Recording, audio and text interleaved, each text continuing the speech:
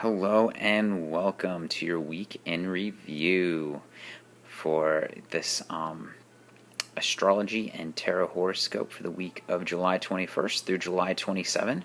My name's Nicholas, and I've been doing these horoscopes daily for you. I did them daily last week.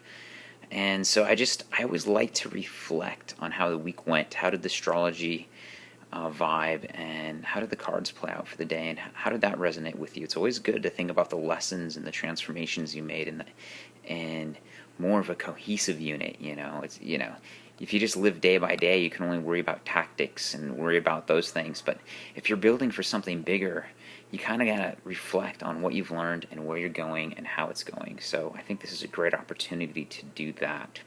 So the two things I would like to discuss, first of all, is just the fact that I'm going to try to make this very high level. So just so you know, you've already been through the week, you've already seen my videos. Now it's just a chance to get the overview, the more holistic picture of it. And then secondly, the Jan Spiller book, as you can see sitting there on the couch with the cards.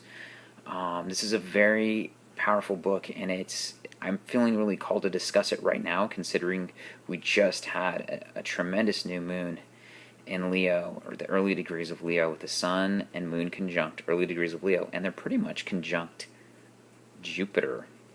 I don't know how to sum this up better than the fact that I was listening to an astrology show today, and in it, they were discussing when the last time Mars was in Scorpio, and the Sun, Moon, and Jupiter were all conjunct in Leo, Mick Jagger was born. So he has that in his birth chart. That's a lot of pomp, a lot of rock and roll, a lot of sex, very charismatic, very demanding of attention.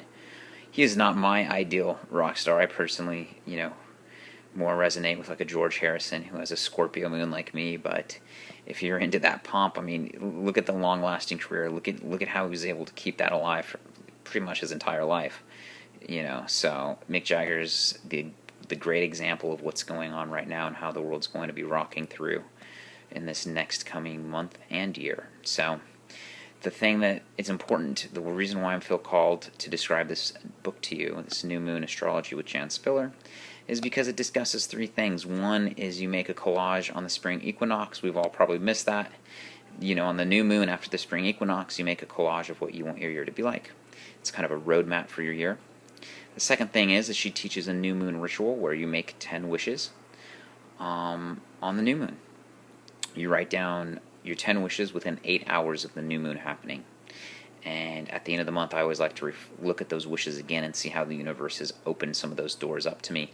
Even if you don't believe in any of this hoity-toity, astrological and wishes and intentions stuff, that's not a problem either, because it's just a great habit to write down your wishes and turn them into goals. Then if you look at them that way, if you look at it from a logical, look at the goals and then just don't look at it for that month, and then reflect back on it, and it kind of sets a psychological intention, and your mind will probably